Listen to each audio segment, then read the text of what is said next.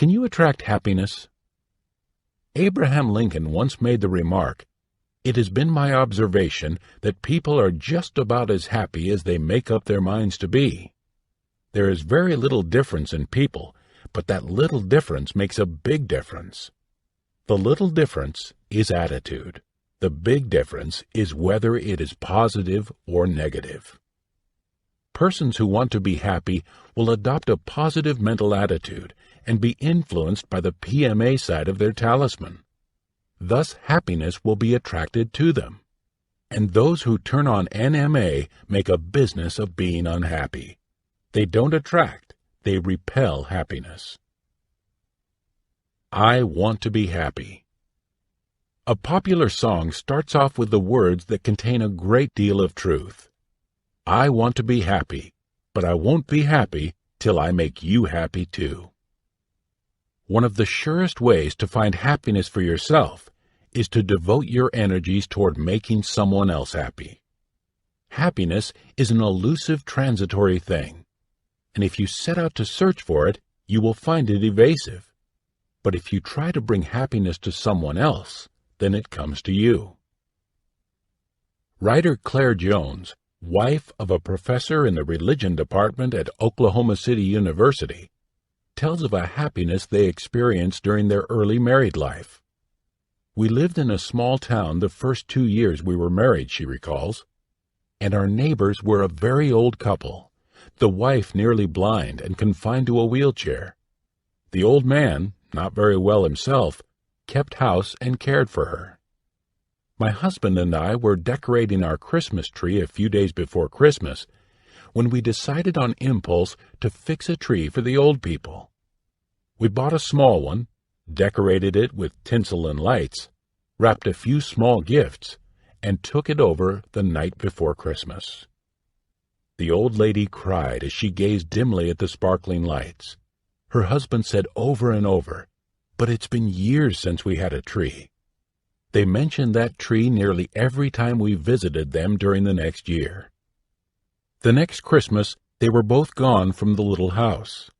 It was a small thing we had done for them, but we were happy that we'd done it. Now, the happiness they experienced as a result of their kindness was a very deep, warm feeling, the memory of which will remain with them. It was a very special kind of happiness that comes to those who do kind deeds. But the kind of happiness which is most common and most constant comes closer to being a state of contentment, a state of being neither happy nor unhappy. You are a happy person during a period when you predominantly experience that positive state of mind in which you are happy combined with that neutral state of mind in which you are not unhappy. And you can be happy, content, or unhappy, for the choice is yours. The determining factor is whether you are under the influence of a positive or negative mental attitude, and that factor you can control. Handicaps are no barrier to happiness. Surely, if ever there was a person who might have been expected to complain of unhappiness, Helen Keller was that person. Born deaf, mute, and blind, deprived of knowledge of normal communication with the persons who surrounded her, she had only her sense of touch to help her to reach out to others and to experience the happiness of loving and being loved. But reach out she did, and through the aid of a devoted and brilliant teacher who in love reached out to Helen Keller, that deaf, mute, and blind little girl became a brilliant, joyful, happy woman. Miss Keller once wrote, "Anyone who out of the goodness of his heart speaks a helpful word, gives a cheering smile, or smooths over a rough place in another's path, knows that the delight he feels is so intimate a part of himself that he lives by it. The joy of surmounting obstacles which once seemed unremovable, and pushing the frontier of accomplishment further, what joy is there like unto it? If those who seek happiness would stop one little minute and think, they would see that the delights they already experience are as countless as the grasses at their feet, or the dewdrops sparkling upon the morning flowers. Helen Keller counted her blessings and was profoundly grateful for them. Then she shared the wonder of these blessings with others and caused them to feel delight. Because she shared that which is good and desirable, she attracted unto herself more of that which is good and desirable. For the more you share, the more you will have. And if you share happiness with others, happiness will grow richer within you. But if you share misery and unhappiness, you will attract misery and unhappiness to yourself. And we all know of persons who are eternally having troubles, not problems or opportunities in disguise. Theirs are spelled trouble. No matter what happens to them, it just isn't good. And this is because they are always sharing their troubles with others. Now there are many lonely people in this world who long for love and friendship but never seem to get it. Some repel that which they seek with NMA. Others curl up in their little corners and never venture out. They secretly hope that something good will come to them, but they do not share any of the good which they enjoy. They do not realize that when you withhold from others that which you have which is good and desirable, your own portion of the good and desirable diminishes. Others, however, have the courage to do something about their loneliness, and they find their answer in sharing the good and beautiful with others. There was one such little boy who was a very lonely, unhappy little boy indeed. When he was born, his backbone was arched into a grotesque hump, and his left leg was crooked. Looking at the infant, the doctor assured the boy's father, "But he'll get along all right." The family was poor, and the baby's mother died before he was a year old. As he grew up, other children shunned him because of his misshapen body and his inability to participate successfully in many of their activities. Charles Steinmetz was his name, and he was a lonely, unhappy little fellow. But the great giver of all good had not overlooked this little fellow.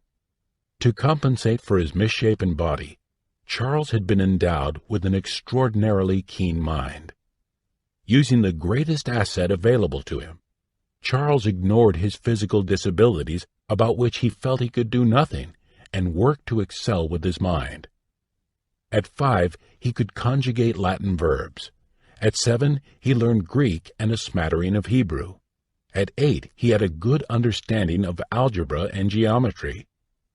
When he went on to college, he excelled in all his studies. In fact, he was graduated with honors. He had carefully saved his pennies so he could rent a dress suit for the occasion.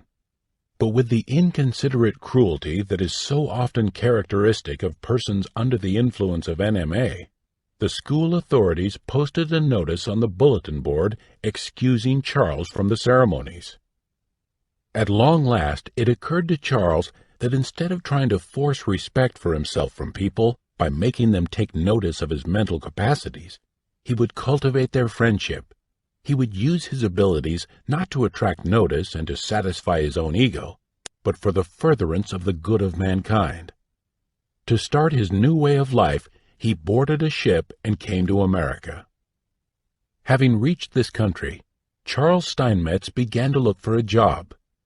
Several times he was rebuffed because of his appearance, but he finally landed a job with General Electric as a draftsman at $12 a week. In addition to his regular duties, he spent long hours in electrical research, and he endeavored to cultivate the friendship of his fellow employees by trying to share with them that which he had that was good and desirable. After some time, the chairman of the board of General Electric Company recognized the rare genius of this man and said to Charles, "Here is our entire plant. Do anything you want with it. Dream all day if you wish. We'll pay you for dreaming."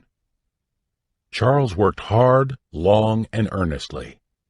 During his lifetime, he patented more than 200 electrical inventions and wrote many books and papers on problems of electrical theory and engineering.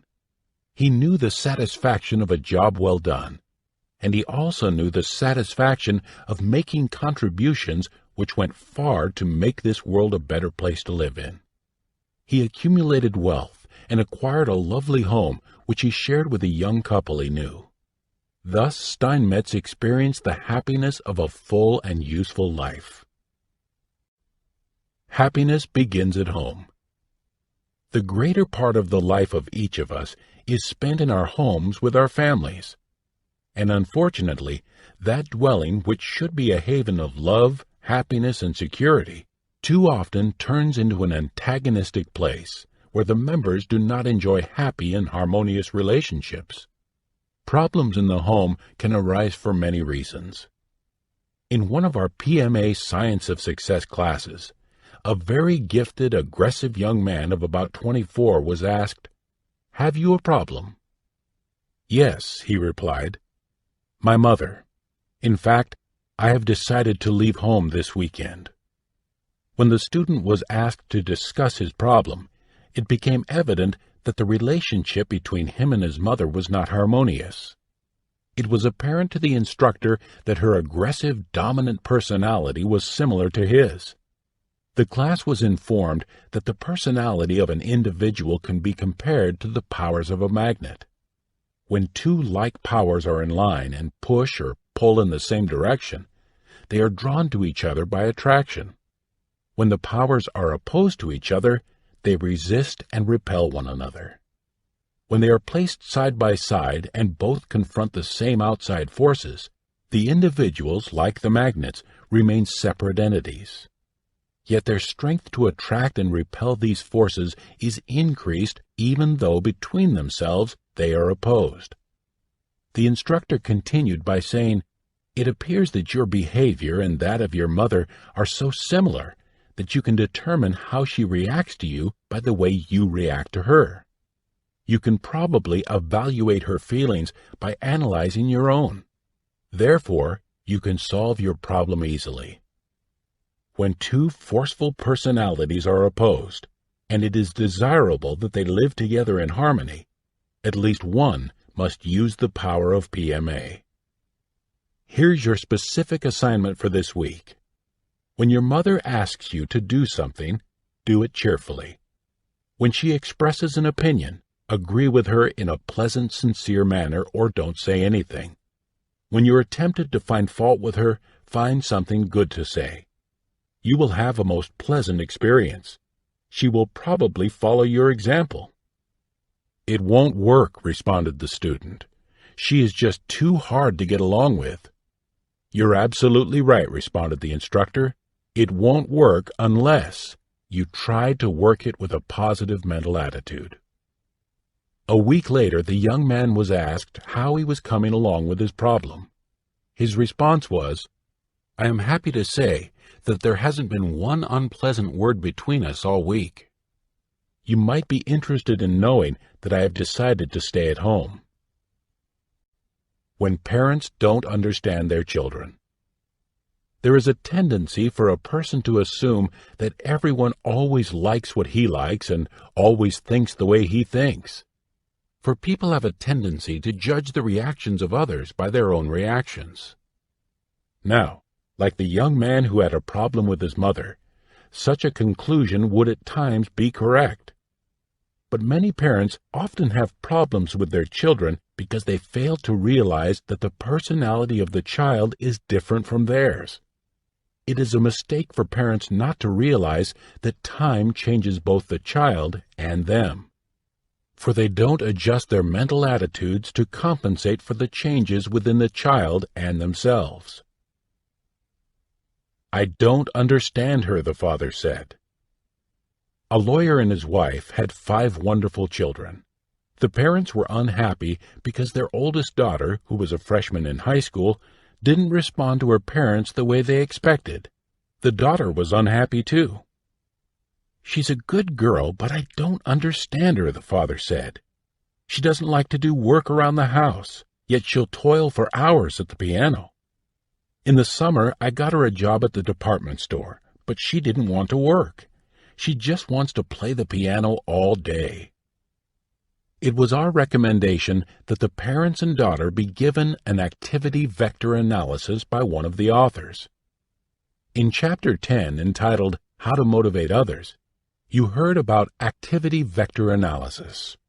These results were very revealing. We found that the girl possessed ambitions, energies, and traits so far beyond either of the parents that it would be difficult for them to comprehend her reactions to them until they understood that each person is different. The parents thought that while it was nice to know how to play a piano, it was good for a girl to work at home and work in a store in the summer. A passion to be a pianist was just a waste of time.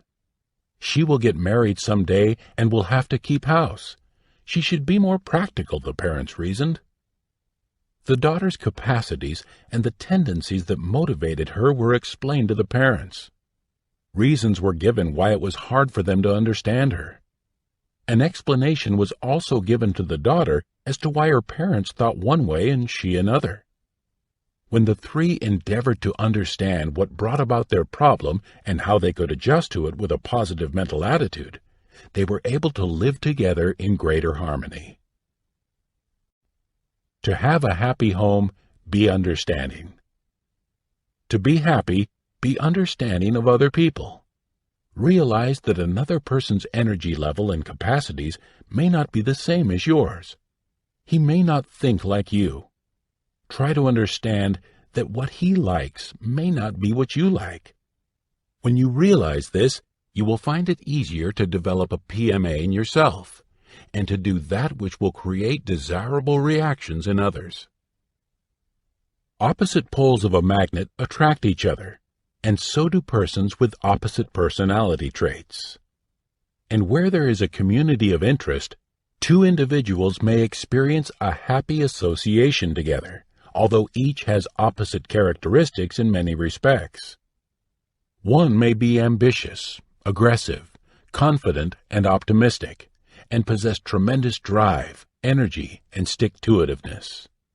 The other may have a tendency to be satisfied, fearful, timid, shy, tactful, and humble, and may lack confidence in himself. Often such persons are attracted to each other, and when associated together, complement, strengthen, and inspire each other. And they blend their personalities, and thus the extremes of each become neutralized. What would grow into rigidity on the part of one and frustration on the part of the other is thus avoided. Would you be happy and inspired if you were married to a person whose personality was exactly like yours? Be truthful with yourself. The answer would probably be no. Children, too, can be taught to be understanding and to be appreciative of all that their parents do for them. Much unhappiness is caused in homes because the children do not appreciate and understand their parents. But whose fault is it? The child's or the parents', or both? Some time ago, we had an appointment with the president of a large and successful organization. His name has appeared in a favorable light in every large newspaper in the country for the good work he did while holding public office. Yet on the day we saw him, he was most unhappy. "No one likes me. Even my children hate me. Why is this?" he asked. Actually, this man is a person of good intent. He gave his children everything that money would buy. He deliberately kept them from the needs that forced him as a child to gain the strength he developed as a man. He tried to protect them from those things in life that to him were not beautiful. He eliminated the necessity for them to struggle as he had had to struggle. He never asked or expected appreciation from his sons and daughters when they were children, and he never got it. Yet he assumed that they understood him without endeavoring to find out. Things would have been different had he taught his children to be appreciative and to gain strength by at least partially fighting their own battles. He experienced happiness in making them happy without teaching them to be happy by making others happy. Therefore, they made him unhappy. Perhaps if he had confided in them when they were growing up and told of the struggles he had endured for their benefit, they might have been more understanding. But there is no need for this man or anyone in a like situation to remain unhappy. He can turn up the PMA side of his talisman and try earnestly to make himself known to and understood by his dear ones. And he can take the time to show that he loves them by sharing himself instead of just giving them those material things with which his wealth can supply them. If he shares himself as liberally as he shared his money with them, he will experience the rich reward of having them return love and understanding to him. Of course, this man had meant well. He had the right intent toward his children and toward others, but he had not been sensitive to their reactions. He had simply assumed that they would understand, and he had not taken the time to help them to do so. Now, this man could help himself by reading inspirational books. We recommended several, including How to Win Friends and Influence People, and we told him that his children were people. Attract and repel through verbal communications. Regardless of who you are a wonderful person. Yet certain individuals may not think so. If you feel that they react unfavorably with unwarranted antagonism to the many things you say and do, you can do something about it. They are just as human as you are. You have the power to attract and repel. You can use this power wisely to attract the right friends and repel those who have an undesirable or injurious influence on you. With a negative mental attitude, you are apt automatically to repel the good things in life and attract the undesirable, including the wrong kind of friends. Undesirable reactions on the part of others may be due to what you say and how you say it, or because of your true inner feelings and attitudes.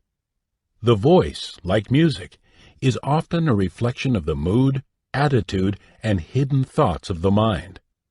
It may be just as difficult for you to realize that the fault lies with you as it is for you to take the initiative and correct yourself when you realize the fault does at times lie with you. But you can do it. You can learn from a good salesman, for he is forced to train himself to be sensitive to the reactions of prospective customers and do something about it.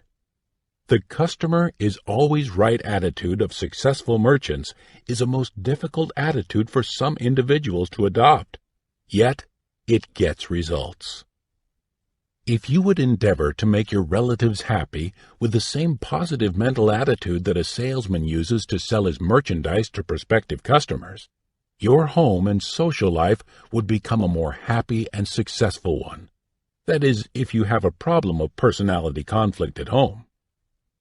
If your feelings are frequently hurt because of what people say or how they say it, it is quite likely that you yourself are frequently guilty of offending others by what you say or how you say it.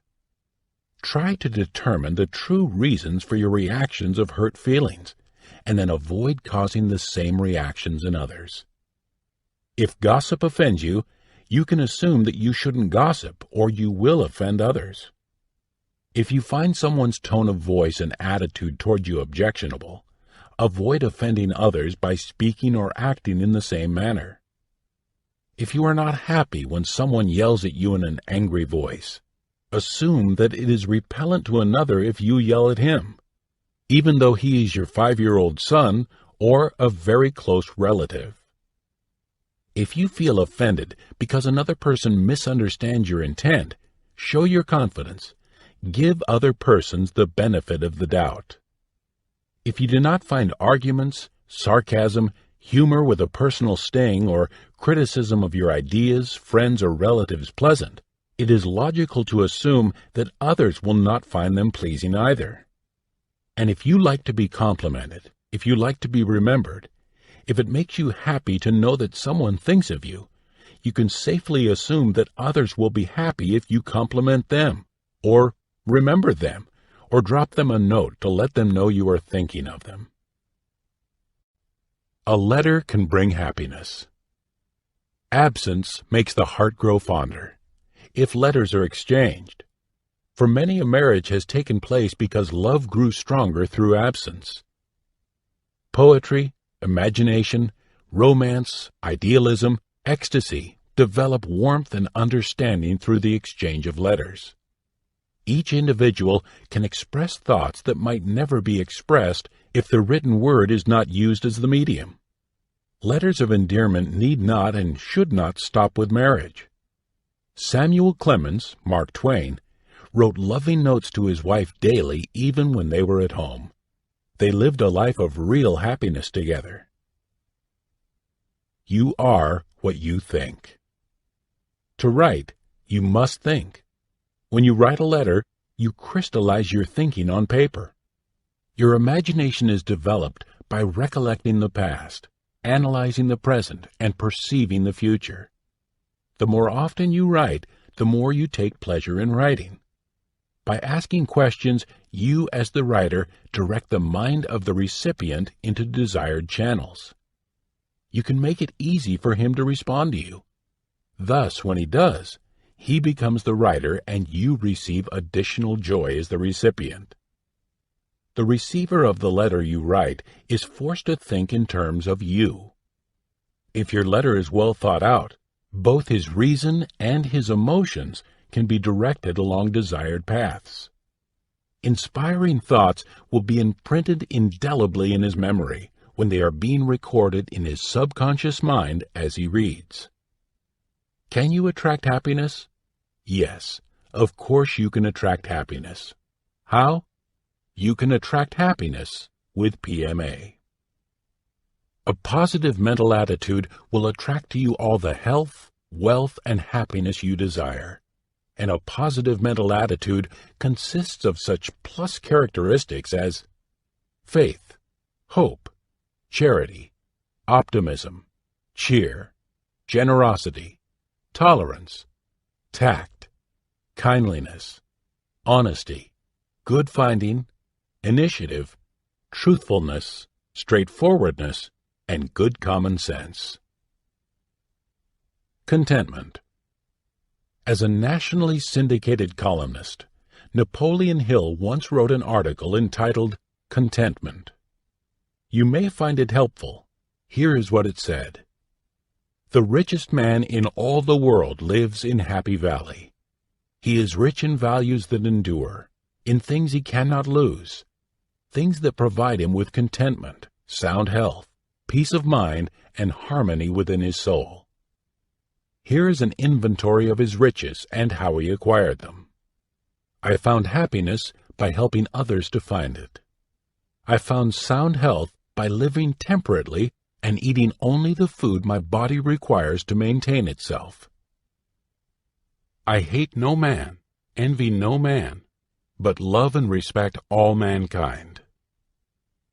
I am engaged in a labor of love with which I mix play generously. Therefore, I seldom grow tired. I pray daily, not for more riches, but for more wisdom with which to recognize, embrace, and enjoy the great abundance of riches I already possess. I speak no name save only to honor it, and I slander no man for any cause whatsoever. I ask no favors of anyone except the privilege of sharing my blessings with all who desire them. I am on good terms with my conscience.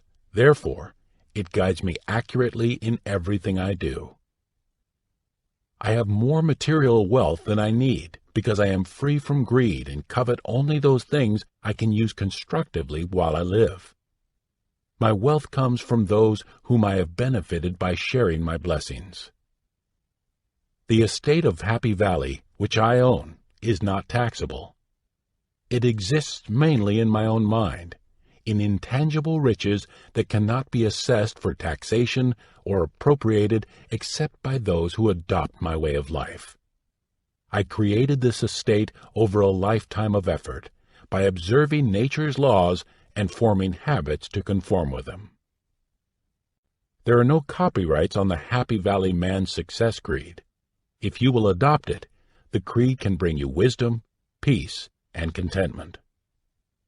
In his book, The Power of Faith, Rabbi Louis Bienstock said this on the subject of happiness. Man was born together, all of one piece. It is the kind of world he has fashioned that has torn him apart. A world of folly, a world of falsehood, a world of fear. With the power of faith, let him put himself together again. Faith in himself, faith in his fellow men, faith in his destiny, faith in his God. Then and only then will the world be truly together. Then and only then will man find happiness and peace. Remember, if the man is right, his world will be right.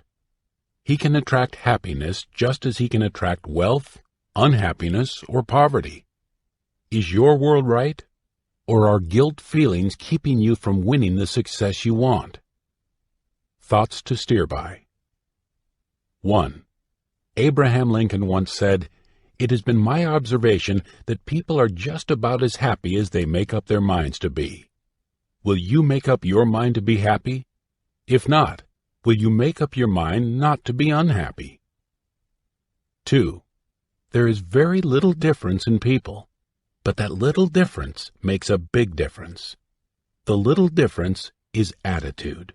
The big difference is whether it is positive or negative. 3. One of the surest ways to find happiness for yourself is to devote your energies toward making someone else happy. 4. If you search for happiness, you will find it elusive. But if you try to bring happiness to someone else, it will return to you many times over. 5. If you share happiness and all that is good and desirable, you will attract happiness and the good and desirable. 6.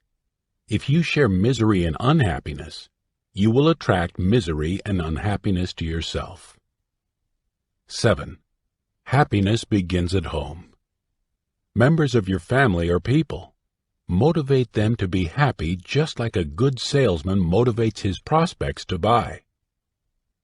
8. When two forceful personalities are opposed, and it is desirable that they live together in harmony, at least one must use the power of PMA. 9. Be sensitive to your own reactions and to the reactions of others. 10. Would you like to live contentedly in Happy Valley? To be happy, make others happy.